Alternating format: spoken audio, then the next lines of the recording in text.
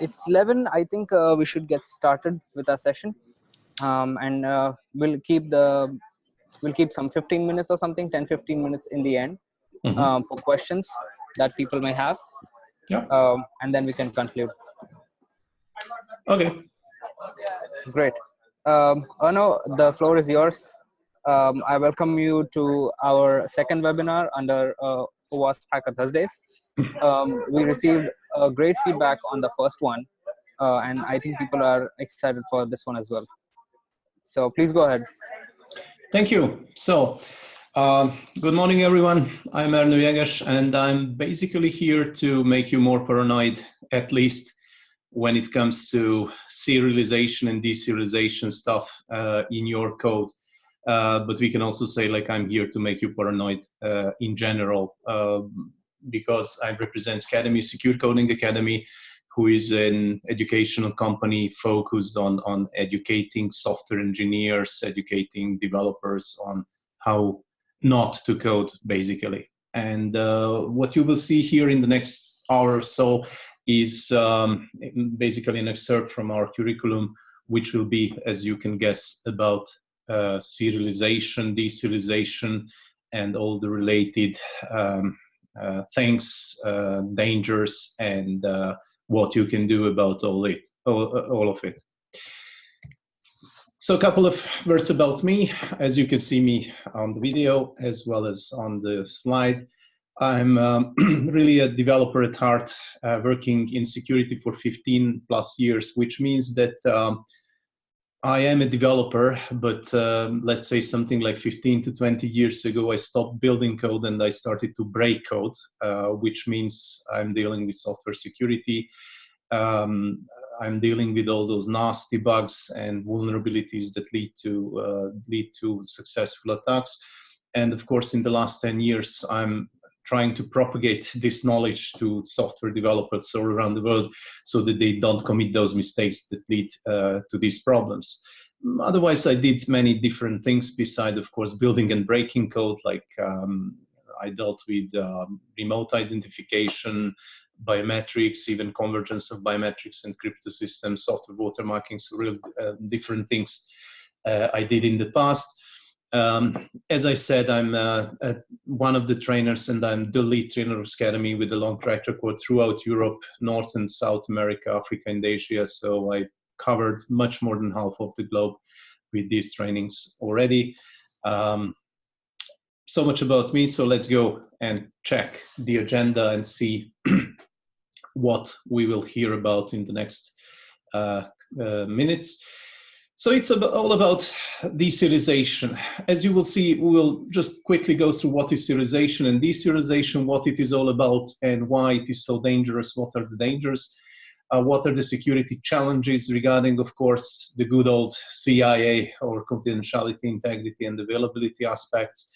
We'll see how one can pose, how one can trigger denial of service attack, even by abusing deserialization and serialized streams. We will also see what is property-oriented programming all about, a very, very interesting set of issues regarding the bad guys being able to set a serialized stream in a tricky way, actually posing even remote code execution, as you will see. We'll just quickly see how it looks like in JSON.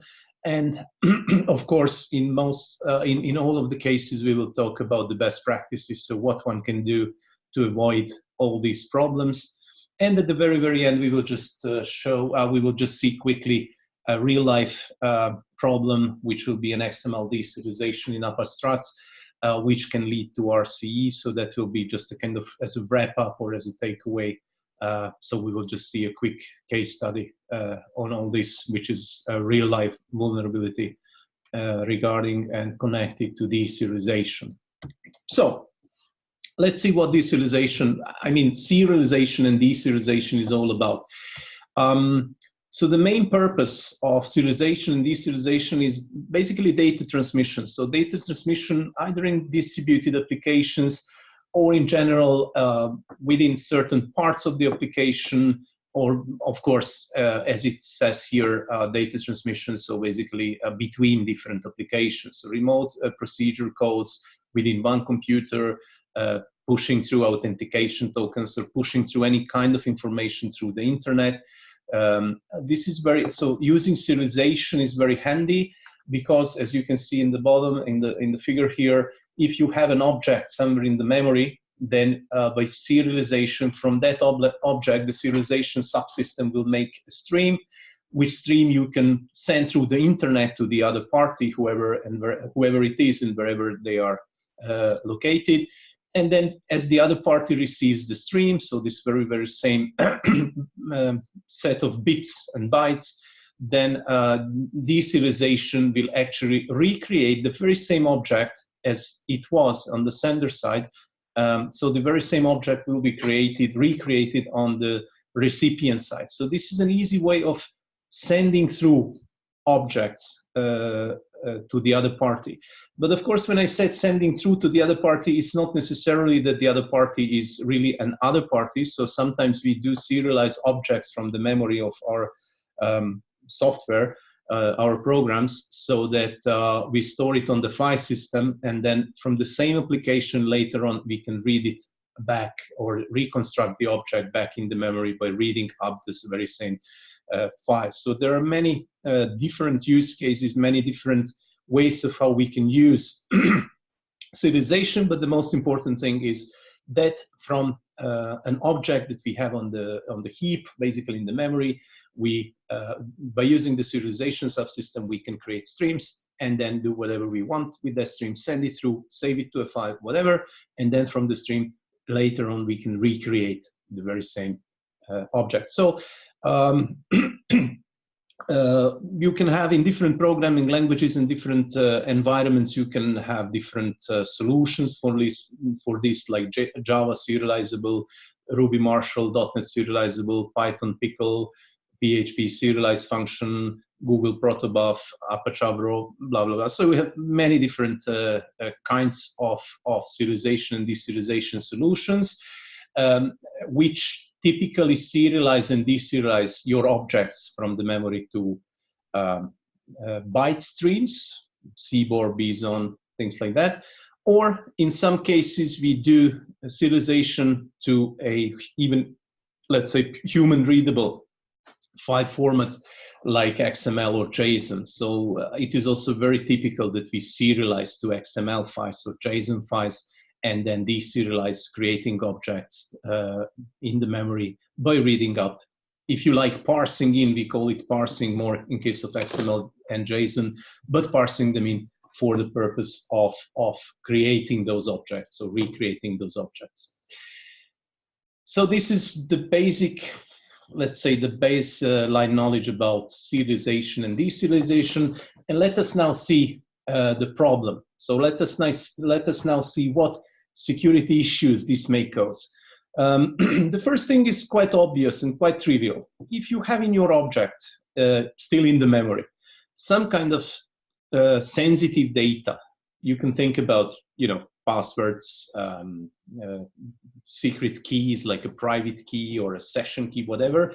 So if you're storing, or any types of tokens, if you store this sensitive data in an object in the memory, at the moment you are serializing this object, you will write out your sensitive information to the stream. And then as you put the stream to the internet, you send it through to the other party, or you just save it to the file, you basically lose control over this sensitive information. Unless, of course, you protect the stream itself by, let's say, an access control on the file system, or if you encrypt the stream as you send it through the internet, then of course confidentiality might be protected either by the file system or by the communication channel, but that's another layer of protection, and that's another story. So basically, regarding confidentiality, the story is very simple. Anytime you have any kind of sensitive information in the object, well, what you can do, don't serialize it. Or if you really want to, still in many programming languages, you can mark certain data members of the object, certain fields from the object as non-serializable, and prevent only those pieces of data not to get into the serialized stream. But what about integrity? So, okay, confidentiality, it's all about sensitive information, keys, passwords, and the fact that you will write them out to the file. Integrity is the most interesting security-related problem. What is this all about? Serialization, we do get a stream and then send the stream through, and then the stream is deserialized. The common misconception about this, as a kind of the root cause of the problem, is that we developers, we forget about the fact that whenever you are deserializing, that's basically an attack surface. So we think about serialization, the stream, and the deserialization as a closed chain, forgetting about the fact that when your information is in form of a stream, as I said earlier, like you basically lose control unless you protect it by other means. That means that anyone can tamper the stream, anyone can change the stream, which once represented your object. By changing the stream, the attacker will be able to make you deserialize and create an object in the memory during the deserialization which you didn't really want. So that's something which can happen. But you can also imagine a highly prepared attacker sitting down, opening in front of a computer, opening a hex editor, and writing a complete and perfectly syntactically correct stream from scratch, right? Why not? So streams can be modified and tampered, as well as a stream can be just created from scratch by somebody sending, and then if the stream is sent into a system which is deserializing it, in that system, in that software will create an object which is perfectly something we didn't want. So this is at the core of the integrity-related problems regarding deserialization.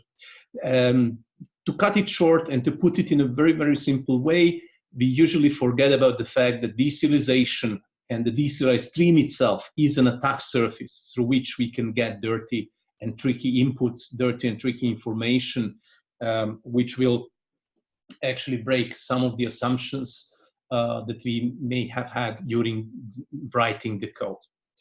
So this is basically, if you would allow me to go back to the previous slide, let me just show you this red line here is a red line exactly because of this. So this is where we typically forget about the fact that this is an attack surface. Here we can get dirty information by some attackers changing the stream which you are about to deserialize. And there is much more than that. Making it even worse. Actually, when I first started to work with serialization and deserialization a long, long time ago, I was really perplexed. So I didn't understand I couldn't believe my eyes. Like, is this API really constructed as I see it? So what's wrong with the typical API? If you ever work with deserialization, you may have spotted that it's not like you have a kind of class dot deserialize and then the parameter is the stream. Like, here you are, here is the stream, please deserialize it and make me a class of XYZ, right? No, it's the other way around. Here is the stream, deserialize the stream, hoping, of course, and that's the point, hoping, of course, that the class inside this stream will be exactly what we would like, but that's just a hope. So in most APIs, you do not explicitly ask for a deserialization of a certain class type. So you don't say class X dot deserialize, but you actually say stream dot deserialize, not stating anything about which class type you would like to see. And of course, during the deserialization, this means that whatever is in the stream will be created as an object, as a structure based on the stream. So the information about what type of class this is contained in the class, in the stream itself. And why this is a problem? Because this actually allows creating arbitrary class instances. So it's not ensured that whenever you have a stream, that stream actually contains that you assume it to contain, so that you were prepared for.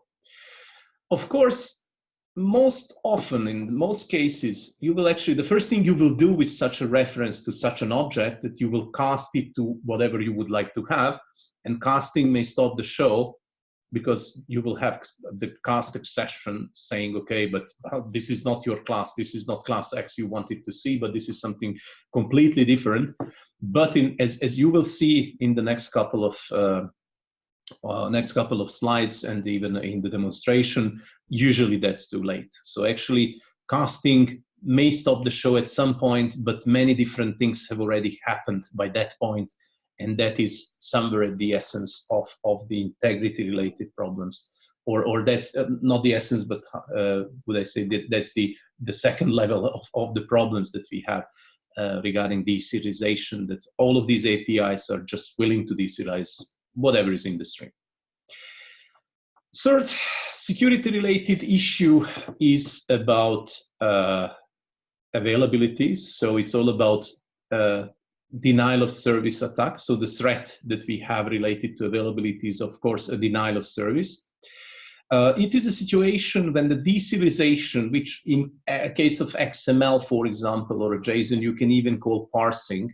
So during the deserialization of the stream, a tricky stream may actually either crash or hang the deserialization, and potentially even killing the application that is doing this deserialization.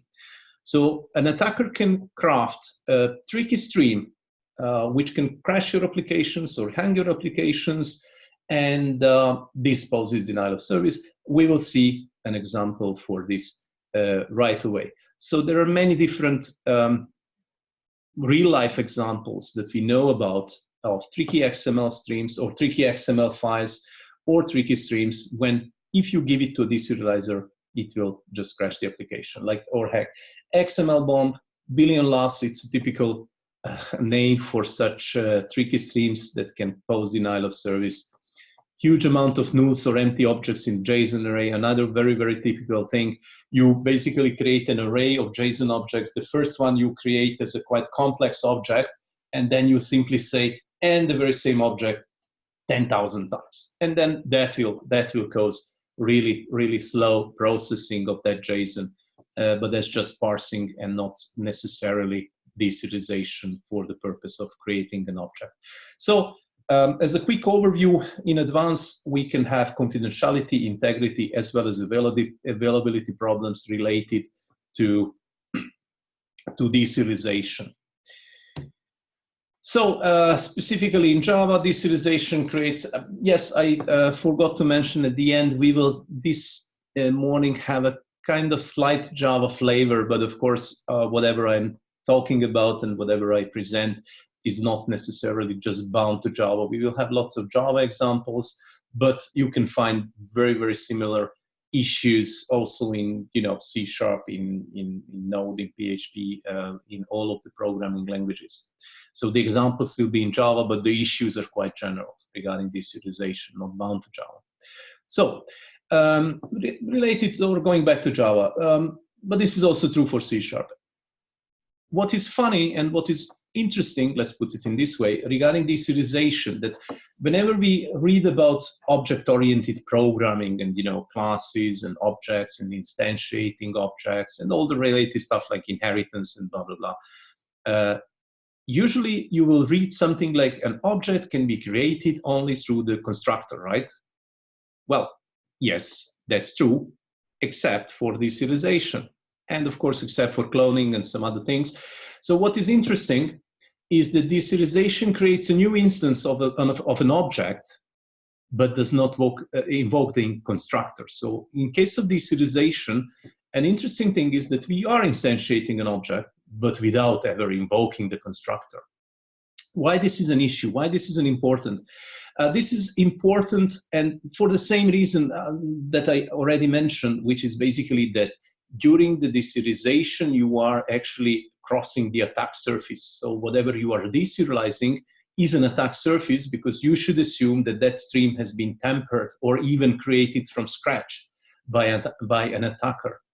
So that means that if you have any type of validation, any type of check, any type of checking whether all the circumstances look right from the point of view of the object that you want to create, well, those validations will basically not happen when you are deserializing the stream, but still the object will be created. And this, just to repeat and to refer back to something which is somewhere at the core of the problem, we developers tend to think about the serialization. So having the object, serializing the object, sending it through, and then deserializing it on the other side as a closed chain, forgetting about the fact that basically deserialization is an attack surface. So any input validation may be omitted or can be circumvented by the attacker by creating an object from a tricky string. So what are the best practices? Just to talk about positive things as well. So I'm talking all the time about, you know, the typical mistakes and the typical vulnerabilities, but let's talk a little bit about, of course, as representing Secure Coding Academy, about the best practices. So what is the best practice in case of deserialization is that if you are doing some kind of validation in the constructor regarding what you are just about to construct as an object, you should separate all input validation related things into a separate method, which, you know, checks stuff and then reports like good or not, whether the objects or whether the circumstances did pass or did not pass the checks. And this input validation method that you create separately, you call from the constructor, as well as then you call it from after any deserialization. And you either do it by yourself, that you do the deserialization, do the casting, and then do the checks. In many programming languages, you can even do these checks triggered by the deserialization. So for example, in Java, you have this good old read object method. In C#, for example, you can create deserialization, so-called deserialization constructors, but that basically means you can tag a method saying, okay, this specific method should be invoked upon each and every deserialization of that specific class. So this can be kind of done automatically or automagically, and then you cannot forget about calling the checks after the deserialization. Another thing that is also a common mistake, that we are deserializing in a privileged context. What privileged context means, like, you know, running deserialization as root, and then if remote code execution is possible. So there's the simplest example, running a deserialization application on Linux, for example, with effective root privileges, and if the deserialization can end up in a remote code execution by a smartly picked stream, then the attacker might even, you know, open a remote shell, which will be a remote root shell. But also we have seen many examples of deserializing in certain runtime environments with higher privileges than normally. You would run a code, just think about the .NET framework's code access security, or think about the security manager in Java.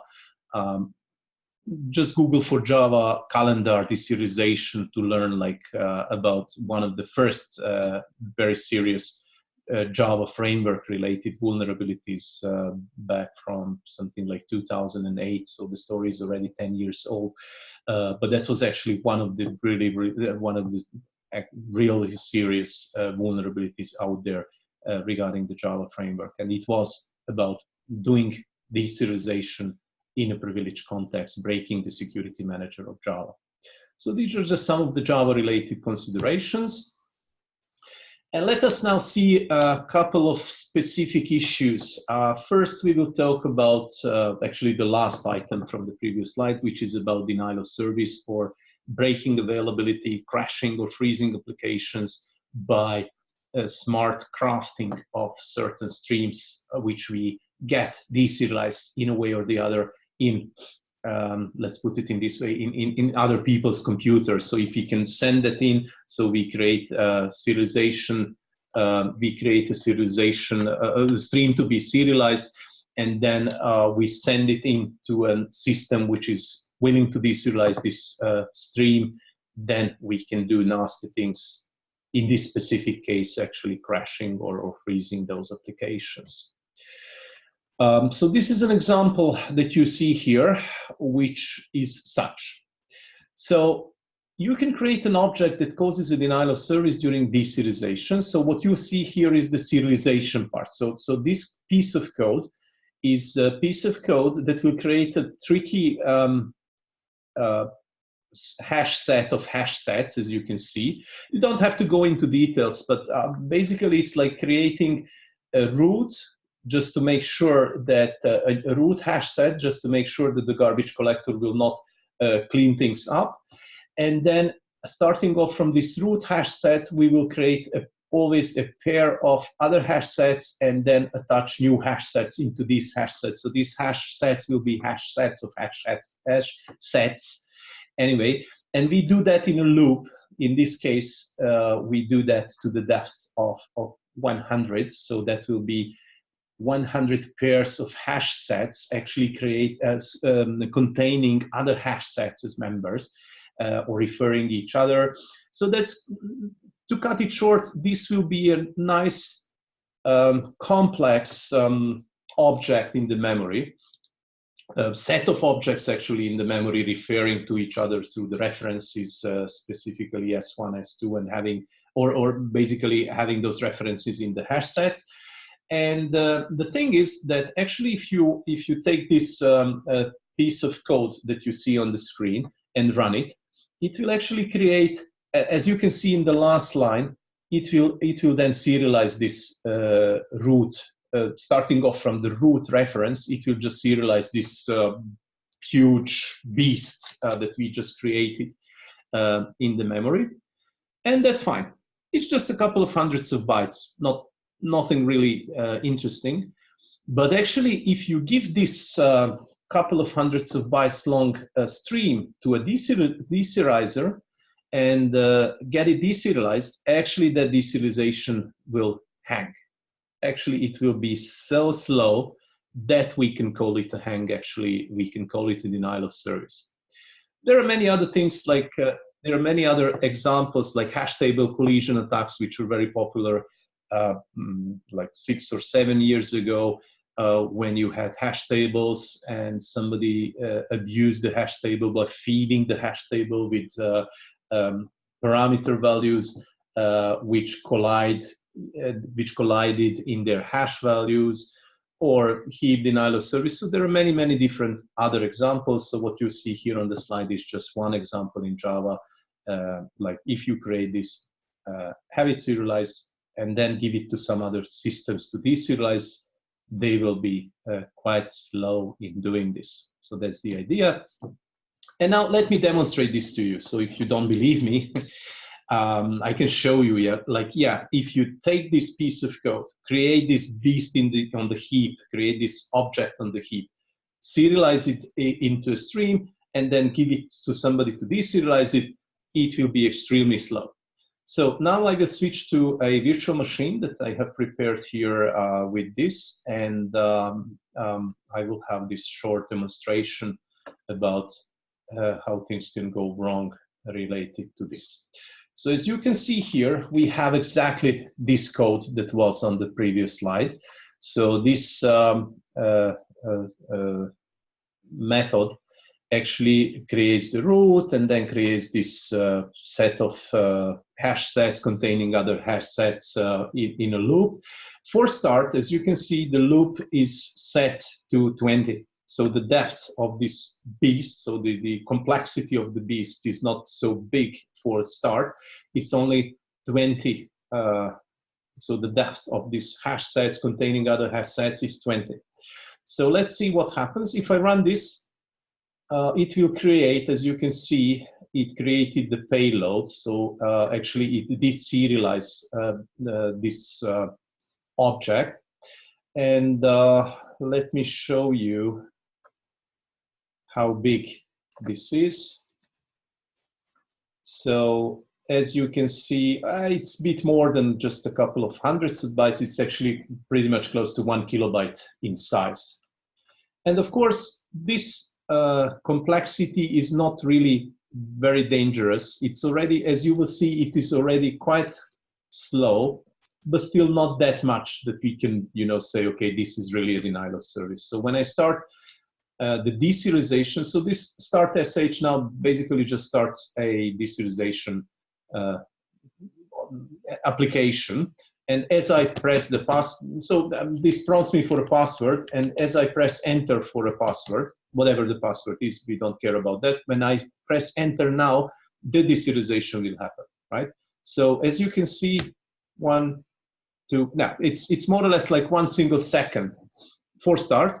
And also you can see that the casting did stop the show, because of course this deserialization application that I run here does not actually expect that specific object to be in secret data search. So this is why I told you it's quite funny, but basically you don't specifically and explicitly deserialize a class or call the class's deserialize method on a stream, but it's the other way around. You get a stream, you deserialize the stream and hope that the class will be what you expect. Of course, in this case, this is not the expected class, but that's too late. I mean, the casting is too late from the point of view of the denial of service. Okay, so the depth of 20 is still not posing any really, really slow processing. So let's increase this to, let's say, 25. Okay, so let's increase the depth of the hash sets to 25. Yeah, sorry. So I have to recreate the secret data ser. So this serialized stream. Let's see what is the size. Yeah, now it's much closer to 1.5 kilobytes. What happens if I start now the deserialization application? It's still not deserializing. We are just waiting it to run to start. Now I again enter the password, and now again as I press enter now, it will start deserializing. And let's count, like 1 second, 2 seconds, 3 seconds, 4. Yeah, it was already 4 seconds, right? Yeah. So actually each and every depth, increase in the depth. So if I set it to 26 and make the depth of 26, and I start deserialization again, let's see how slow it will become. And now I'm starting counting. 1, 2 seconds, 3 seconds, 4 seconds, 5 seconds, 6. Yeah, it is 5, 6 seconds. And then, yeah, and then we can go on and on and on. More or less each and every increasing the depth by 1 will double the execution time. And then you can guess what happens if I set this to 100. Okay, so let's set it to 100 just to finish with this demonstration. In this other terminal, I will run top just to see how busy this CPU or this computer is. And then in this window, I'm starting start sh again. We have to wait a little bit until it starts up. And now it prompts me for a password. If I enter the password, whatever the password is, it doesn't really matter. This is the point when it started to deal with deserialization, and you can check here that yeah, indeed the CPU is pretty busy. So the Java runtime environment is the one that takes this CPU. Actually, 100% of the CPU is taken by Java, because Java is now busy doing the deserialization of this stream. And of course, this time I don't want to wait until it finishes, because that will be tomorrow or maybe next week, whatever. So this was the, okay, let me stop it. This was the demonstration of the billion loss, or basically this having something serialized, which is tricky, and then giving it to somebody to deserialize it, hanging them or freezing them in this sense. Let us now see something even more interesting, because up to this point, this was just an availability issue, but let us now see something more serious, which can even lead to remote code execution. So what is remote code execution? When you can craft a serialized stream, send it into a vulnerable computer, to vulnerable system. Actually, triggering a remote code execution means that that computer system, so in other people's computers, you can run your own, shell script or whatever, just one single command line, whatever you want. And that's actually, as you can guess, very, very dangerous. So what is property-oriented programming that can lead to remote code execution? It's a kind of code reuse attack. What is code reuse attack? When you make use of the existing code base in a complex framework, like the Java framework, with all the Java-related internal Java code that you have, you analyze that code and come to a conclusion like, okay, this code or this specific method, if I call with this specific data, I will make that code to go that direction into the control flow, actually triggering what I want. So if you have an evil plan to run, netcat with certain parameters, you create a serialization stream, give it to a deserialization system, even remotely, send it through a socket or send it through, however you can send data to other people's computers. And when the deserialization takes place on that computer will actually run the command line, for example, that you have hidden in this stream that contains your nasty input. So, of course, this is not trivial to be done. First of all, you have to find a control flow from the deserialization callback that leads to triggering a runtime exec, for example, in Java, or process start in C#, whatever. So you have to find a path from the point where you start the deserialization, which we call the kickoff gadget. And from the kickoff gadget, if you set in a very, very subtle and very, very precise way all the data in this stream, you will trigger a control flow in this Java framework, in our example, that will end up in a process, in a runtime exec, which is, we call the sync, which will actually run the command line that you want it to run at the end of the day. So this is just an example figure through which I would like to introduce or to give you an example of what do we mean by property-oriented programming. So what you see here on the top of this image is a stream crafted by the bad guys in a very, very precise way and very, very tricky way. The bad guys did analyze the full Java code base, which you see here, and they figured out that if this is stream of object X, and object X is deserialization method, what read object in case of Java, for example, works in a way that it calls this function, and this deserialization method will call this other method, which will then call something else, which will then call something else. So what you see here, and these three dots show you the fact that this might be a super complex control flow, certain methods calling certain other methods, then them calling some other methods of some other classes, calling something else, calling something else, calling something else, blah, blah, blah. So it can be really, really a deep stack, call stack that we arrive to at the end of the day, a very complex set of things that can happen during the deserialization. And, but what is the trick? The trick is in finding a gadget chain like this, denoted with red, leading from the kickoff gadget to the sync gadget.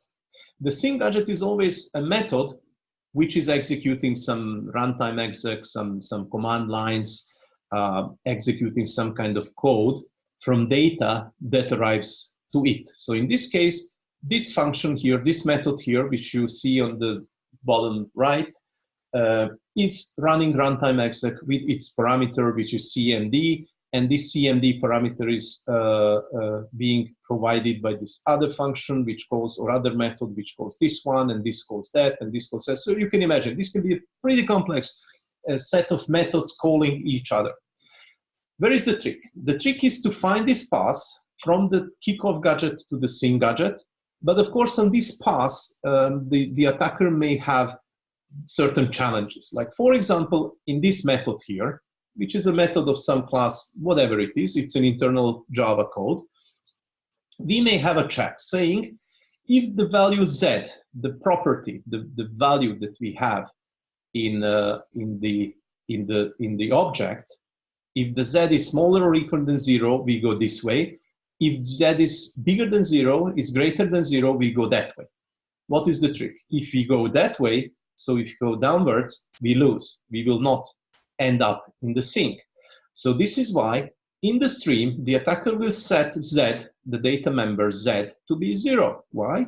Because at this point, the chain, the control flow will continue this way. Then again, another challenge, another trap for the attacker. At this point, in this method here in the middle, if the string, whatever string is, that's a data member of this object, if it contains A, B, C, we go right, otherwise we go downwards. And then again, if we go downwards, we lose. So these are just examples of how the stream, how the object's stream should be set so that we make sure that during the deserialization, this method will be called, this method will call this other method, that method will call this other method, which will call this other method, which will call this sync method, which will trigger the runtime exec. And of course, runtime exec should be triggered again with the data member that we set to, running netcat or running, formatting the hard disk, whatever you would like to have and would like to do. And at this point, you might ask yourself, okay, but how on earth a human being can find in a complex Java code base such a chain? And you can guess what is the answer for this. Of course, this is not done by humans. This is not done by hand. But this finding these chains can be done with basically static code analysis, giving to a static code analyzer a complex code base, and the static code analyzer will try to look. So we have to denote, okay, these are the gadget kickoffs. So this is what happens during the deserialization of certain objects here and there in the code. These are the possible syncs that we would like to have, which will trigger us the command line that we would like to do. And of course, the source code analysis tool will work and will come up with such chains in the code base that can trigger a remote code execution, even because this stream you can send in remotely, even through a socket or through some kind of post request, HTTP, whatever. What you see here on the slide is not something you have to understand fully, believe me. So this is again a construction of such an object which, if deserialized, will trigger such a property-oriented programming, in such a property-oriented programming manner will actually trigger gadget chain at the end of the day, executing the command line that we would like to see. When I refer to certain tools with which use static code analysis and analyze where the tool creators did use a static code analysis to actually come up with such possible chains. One of those tools that appeared lately is called isoserial, and you also have isoserial.net, for example, for C#. So these tools are equipped with knowledge about these chains of gadgets. And in this case, we are using the already known commons collections 5 chain.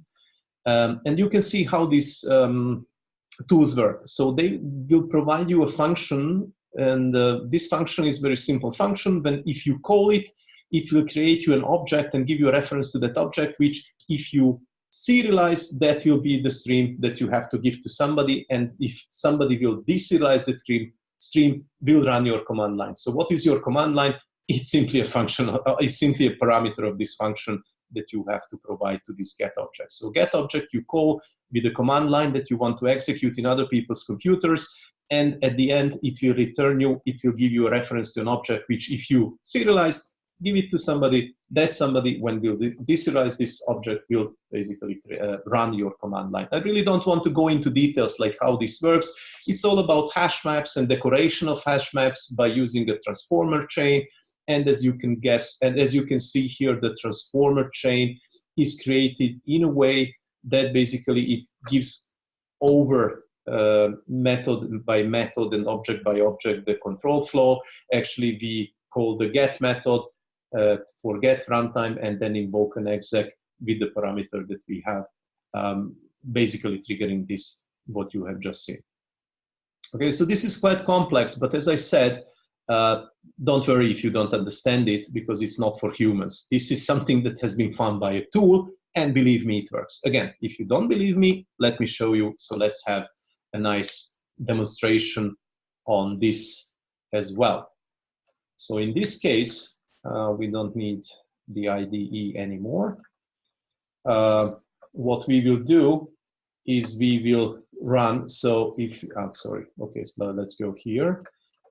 As you can see here, we have these common collections and we have the ISO serial, so the jar file, which contains the previously mentioned knowledge about those possible gadget chains that are available in the Java framework. So basically, we have to run the code from this jar file, which is this ISO serial.jar. Let me see. Okay.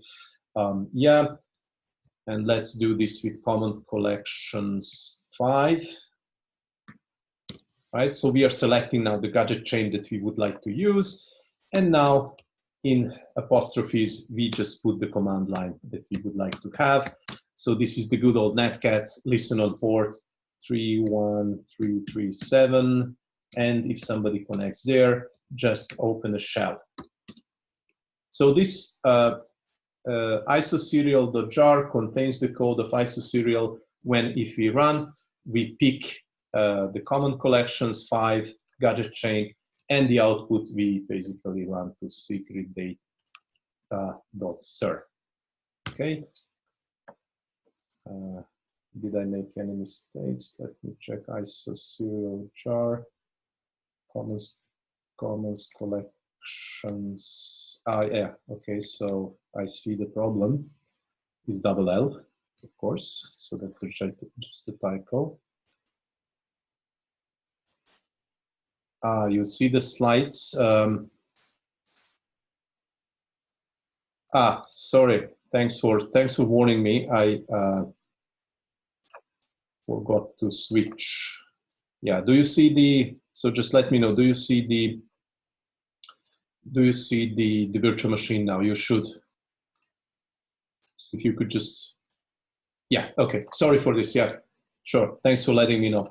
Okay, so let me then start over. Nothing really happened, I just made a typo up to this point, okay, so you didn't see my typo, that's fine. So I'm running isoserial jar, from isoserial jar file, I'm running the isoserial. I'm picking common collections 5, which is this gadget chain I want to have. I'm running netcat, listening on port 31337. And if somebody connects there, netcat will open the shell and provide the remote connection to this shell. And I'm redirecting this to secret data ser.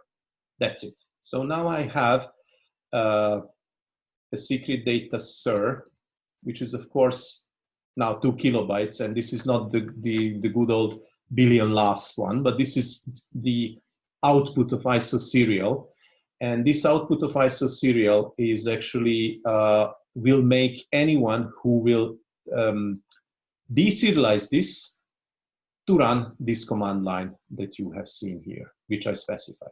Okay, so at this point we just start again the good old deserialization application. And just to repeat, it doesn't really matter what is in secret data ser. The casting will stop the show anyway, but basically that's too late because the magic already happened. Yeah, so now as I start, you know, I type in some kind of password. So in secret data ser, I have the output of this commons collections 5, I mean isoserial for this gadget chain common collections 5. And then, of course, it crashes because that's not something we would, so again, the casting crashed, but that's too late. So let me show you why that's too late, because in the background, this application did start a process which is listening on port 31337. So if I connect there, and of course this happens all on the local host now, but you should imagine here some IP address, and of course the port that we made this other computer to listen on. If we connect there, 31, okay, yeah, sorry, it's 31337, so that's another typo that I made. Then now you can see I connected to that port, so I'm there a user still, but if I check like can I sudo, it says that I can sudo without any passwords, so I can even sudo a new shell, and then now I'm root, and then I'm now, I'm now root on this computer, period. So there's nothing to be explained here. Simply by making the attack computer to deserialize the stream, I'm done. So I'm now in as root. So I can, for example, just cat etc shadow, getting the hashes of all the users, blah, blah, blah. So you can guess. So that computer I own from now on. And of course, I created first a shell, and in that shell, I created a subshell as root. So if I enter exit this and exit again, then I'm out from this. So that was just a quick demonstration of how you can use isoserial to hack this. So there are many other gadget chains related to. So there are many already known gadget chains in the Java framework that we can make use in a very similar way, like in JMX, in ActiveMQ, in Spring AMQP, regarding messaging and communication, in application servers, WebSphere, JBoss. You can see the CVE codes of all these vulnerabilities, which are basically vulnerabilities. So if somebody finds a gadget like this, that's actually vulnerability. Or in development environments, web frameworks, blah, blah, blah. So you can have, so Java is a huge framework, and this is also true for .NET framework. So it's a huge framework with a huge amount of, huge code base, huge amount of, sorry, again, switching back. Yeah, sure.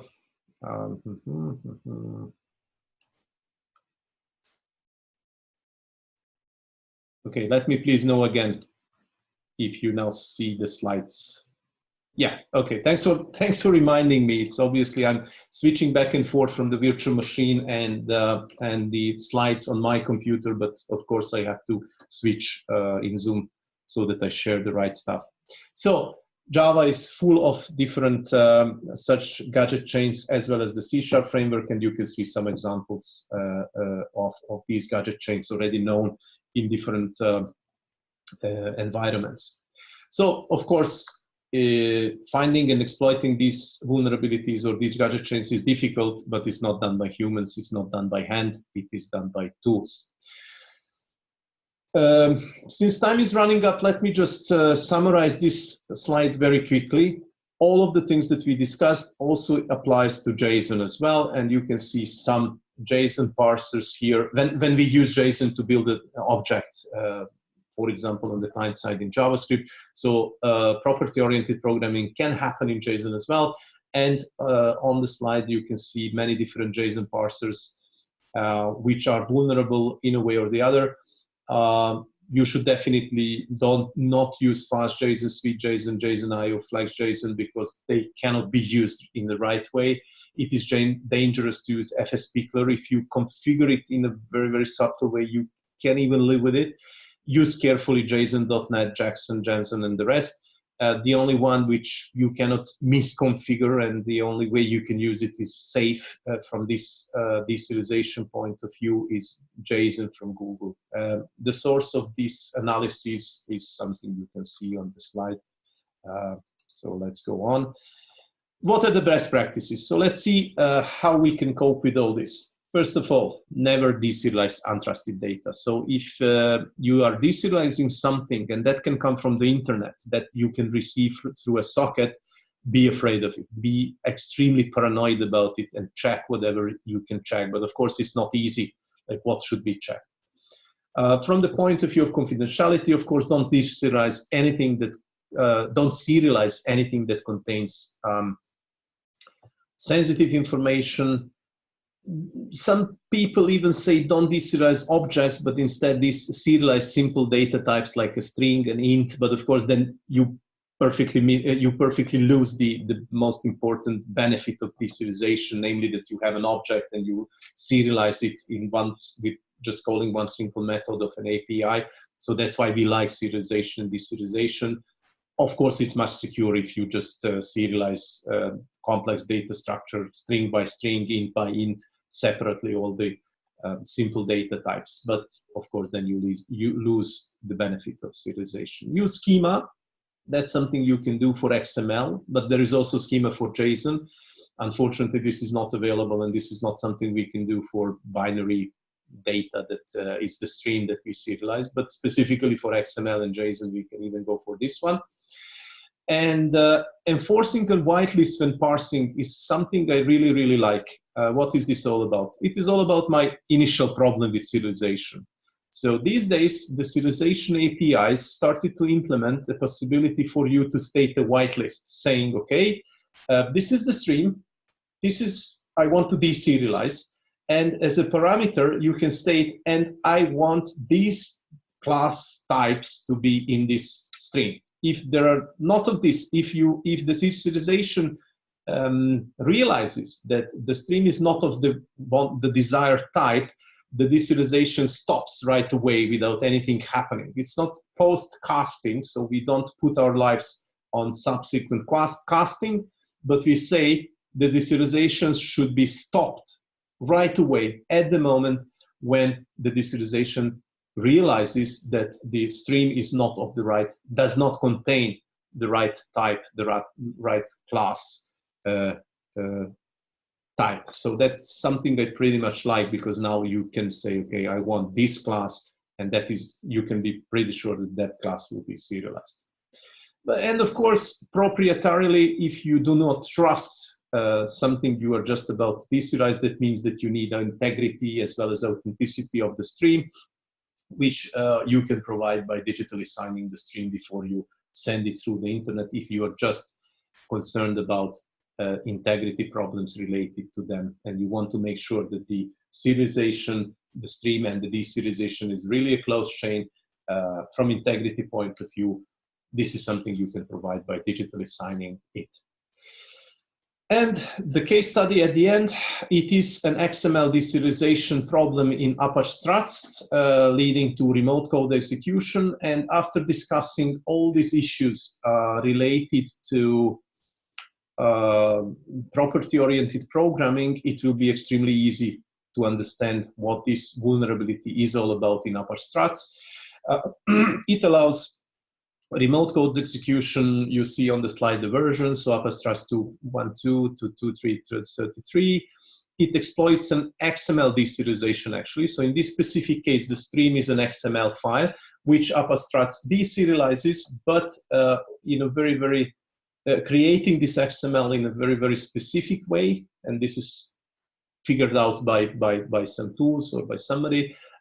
Actually, we can craft a nice XML, which somewhere in the middle will contain a command line that will be executed in a very, very similar way if this XML is parsed in and interpreted by Apache Struts, actually deserialized. So essentially, the attacker builds the gadget chain of Java objects represented in this specific XML. And of course, the last slide, and not something you have to understand fully, like what this is all about. This is a very specific XML being crafted for this exploiting this vulnerability of Apache Struts.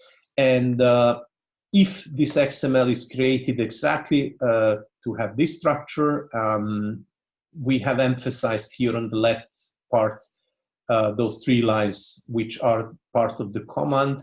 And believe me, if Apache Struts of those versions that you have seen on the previous slide use this XML to parse it in and to deserialize some objects which are explained or which are specified in the XML structure, then whatever you put here will be actually executed as a command line. So this is the specific vulnerability in Apache Struts. And so this is a real life problem, and Actually, this concludes our journey through the serialization problems. Thank you for your attention. And if you have some questions, I'm still around here and I'm still here to answer them. You can, I think, use the chat window to ask questions from me. Otherwise, the slides and the demonstrations, so the official part, let me put it in this way, of the webinar is now over. Just once again, thanks for your attention. You see here my email address. You can find me on LinkedIn. You can find me by email if you have any questions. Thank you.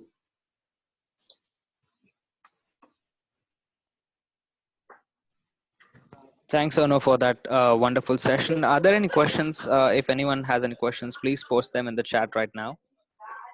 Yeah, and sorry for not switching my screen all the time, but at least it gave me some kind of feedback that you are listening and you are watching. So it was handy for me at the end of the day, because I had the feeling like, okay, so you are with me. One question I had, Ono, was like I was playing CTF, I think, and there was a challenge related to a challenge where I had to serialize and deserialize an object. Mm-hmm. And I did not know, and naturally I just resorted to Google and to Mm-hmm. find some online serialization, deserialization tools. Mm-hmm. And I literally couldn't find one good serialization or deserialization tool online. So do you have any suggestions there, like if that happens, instead of coding the whole thing just for one challenge, how can we do it? Actually, deserialization and serialization APIs are always bound to one framework. So you have in Java, you have a serialization and deserialization API, if you like, which can do this for you. So it's which programming language or which framework you were looking for serialization, deserialization? Because actually, let's say in Java or in C#, it's all built in. So it's part of this. So serializing an object in Java or deserializing an object in Java, it's built in. It's part of the Java framework. So you should just Google for which is the you actually even have in Java as well as in C#, you have an interface. You can make any class serializable by implementing the appropriate interface. So if you have an object which is not yet serializable, you can make it serializable by extending the class and implementing certain specific interface for serialization, which is called serializable interface in case of Java, and there you go. You have a serialization possibility. Then all the methods are given. I mean, all the methods is just one serialize and deserialize method that you need at the end of the day, right? Got it. Got it. Yeah.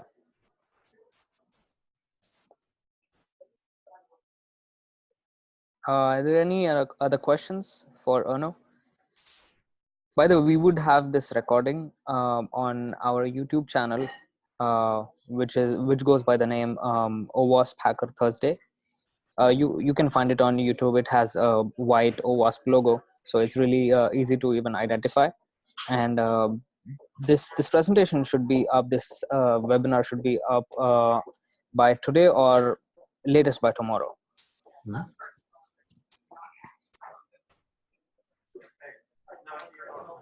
All right, no, I don't think there are any questions as of now, but attendees have your email ID, so I hope Exactly. they can So email you directly. if there are any questions, I would be happy to answer them. As I said, email, yeah. LinkedIn, whatever, you will find me. One fun fact I would like to add is that, as I said earlier, we have an internal security conference going on in Cisco, and one of my friends, he presented on serialization and deserialization issues just yesterday.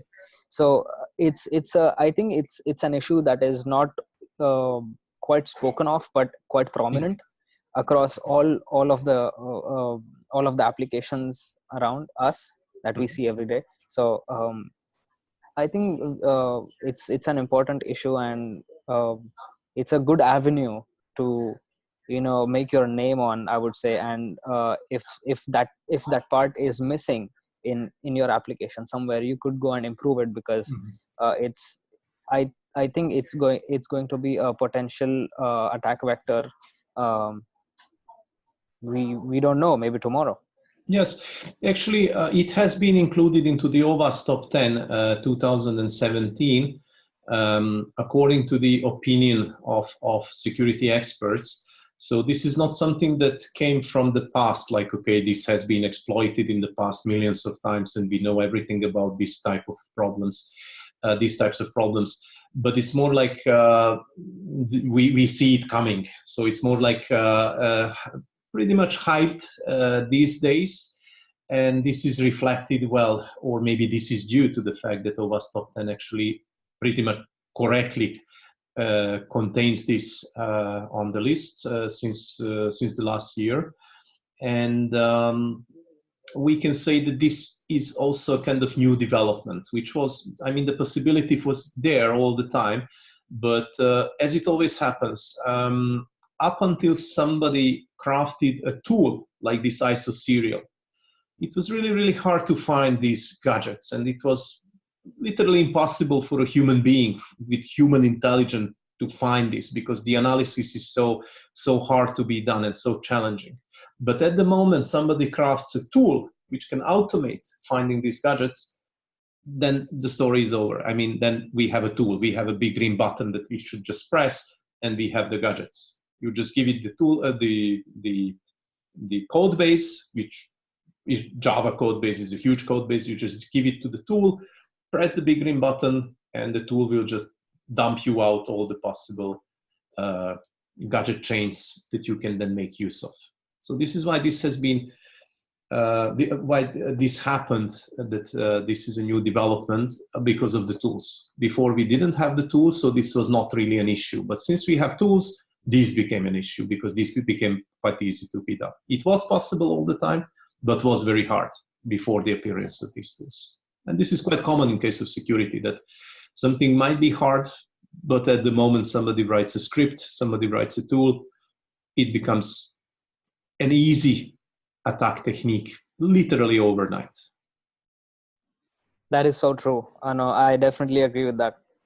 And I think that is it for today. I would like to thank you, I would like to thank Skydummy as well for arranging and delivering such an awesome webinar. You and Balaj did the previous webinar for attendees who don't know him. We have that webinar as well on our YouTube channel, so please go check it out.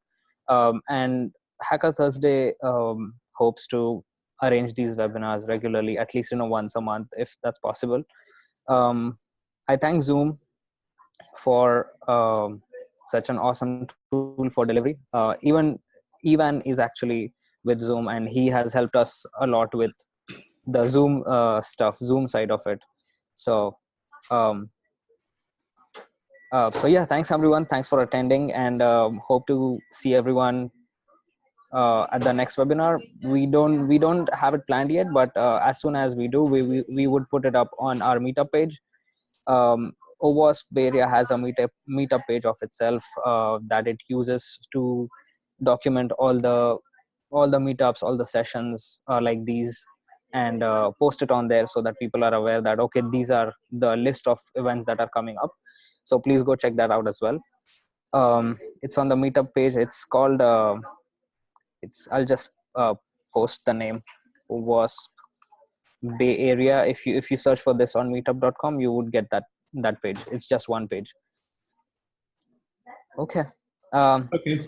From my side, I would also like to thank Sid, Evan, and everyone from OWASP Bay Area making this possible. I hope to see you again at some point in time. Definitely. Thanks, Anu. This is me, Siddharth Rao. We'll conclude here. Thank you. Bye. Thank you. Bye.